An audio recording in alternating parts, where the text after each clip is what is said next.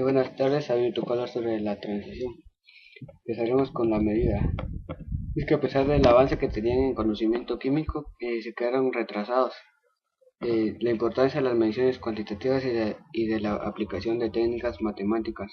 La astronomía había sido reconocida desde muy antiguo. Una razón para ello es que los problemas astronómicos que ocupaban los antiguos eran relativamente simples, y algunos de ellos podían abordarse bastante bien incluso con la geometría plana. El científico italiano Galileo Galilei en 1590 estudió el comportamiento de los cuerpos durante su caída. Protagonizó espectacularmente la aplicación de las matemáticas y las mediciones cuidadosas a la física. Eh, Isaac Newton hizo un libro principal que se llamaba Principia Mathematica, que se publicó en 1687. Newton introdujo las tres leyes del movimiento, que durante más de 2 siglos sirvieron como base a la ciencia de la mecánica. En el mismo siglo, constituyó una explicación adecuada de las observaciones sobre el universo, y que dentro de los límites de nuestras observaciones personales y la velocidad que podemos alcanzar. Con Newton, la revolución científica alcanzó su clímax, ya que no quedaba ningún problema pendiente, ni de los griegos ni de la antigüedad en general.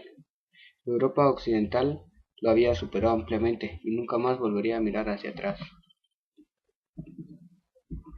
En esta época dice que Jean-Baptiste Van Helmont cultivó un árbol en una cantidad determinada de tierra, añadiendo agua periódicamente y pesándolo con cuidado a medida que crecía.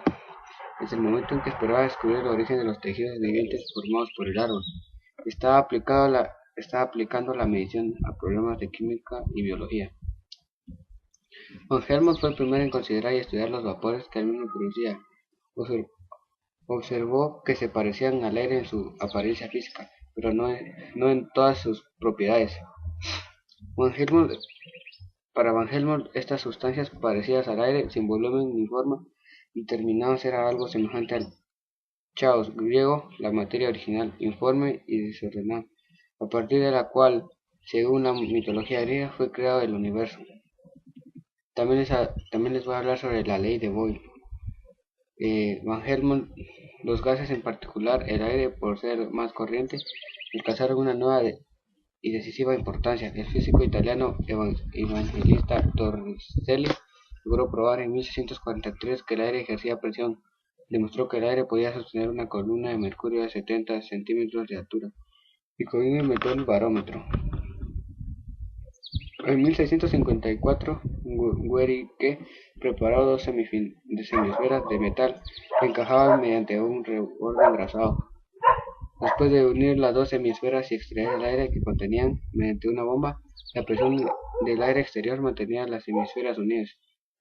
Yuntas de caballos unidas a cada una de las dos hemisferas y fustigadas. Boyle halló que el volumen de una muestra de aire variaba con la presión según una proporción inversa, y lo descubrió vertiendo mercurio gota a gota en un tubo muy largo, que él pidió que lo construyeran especialmente, fijando una muestra de aire en el extremo corto.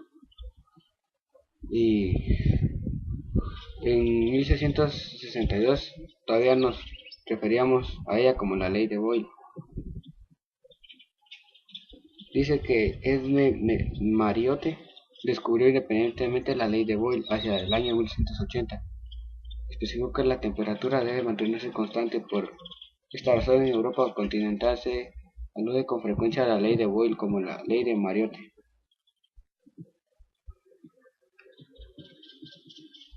Boyle ponía ahora en claro espectacularmente podía comprimirse con facilidad. ¿Cómo podía ocurrir eso? A menos que estuviese formado por átomos minúsculos separados por el espacio vacío. La compresión del aire significaría simplemente desde ese punto de vista la supresión del espacio vacío en el volumen, colocando a los átomos en estrecho contacto. Les hablaré sobre la nueva concepción de los elementos.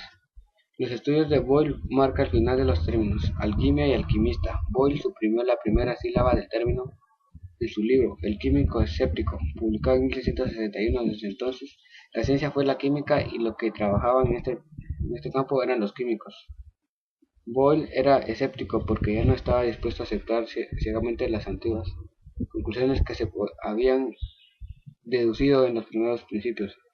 A Boyle le desagradaban especialmente los antiguos intentos de identificar los elementos del universo por medio de meros razonamientos. Boyle estaba convencido, por ejemplo, la validez del punto de vista alquimista de que los metales no eran elementos, y que el metal podía convertirse en otro. En 1689 pidió al gobierno británico que aboliese la ley contra la fabricación alquimista de oro, porque creía que formando oro de un metal básico los químicos podrían ayudar a demostrar la teoría atómica de la materia. Les voy a hablar sobre el flogisto.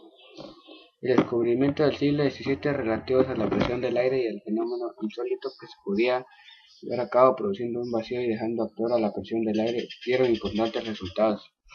Supongamos que se hierve agua y se llena en una cámara con el vapor enfriado después de la cámara con agua fría. El vapor que hay dentro de la cámara se condensará en gotas de agua. En su lugar se formará un vacío. Si una de las paredes de la cámara fuese móvil, la presión del aire exterior empujaría la pared hacia dentro de la cámara. En 1700, el ingeniero inglés Thomas Savery construyó una máquina de vapor de este tipo. Era un invento peligroso porque utilizaba vapor a alta presión, en una época en que la técnica de las altas presiones no podía controlarse con seguridad. Por otro inglés, Thomas Newcomb, asociado con Savery, ideó una máquina de vapor capaz de trabajar a baja presión. Hacia finales del siglo XVIII, el ingeniero escocés James Watt mejoró el ingenio y lo transformó en algo realmente práctico.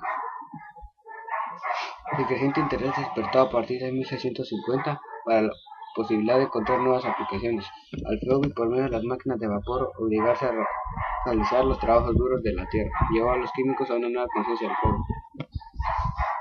En 1669 un químico alemán, Johann Joachim Becher, trató de racionalizar más que esta concepción, introduciendo un nuevo nombre. Imaginó que los óleos estaban compuestos por tres tipos: tierra, una de ellas la llamó terra pinguis, tierra crasa, la intuyó como el principio de la inflamabilidad. La teoría de Stahl sobre el flogisto encontró oposición en el principio en particular de la de Hermann Boerhaave, un físico holandés quien urgía que la combustión ordinaria en el enmohecimiento no podía ser diferente versiones del mismo fenómeno.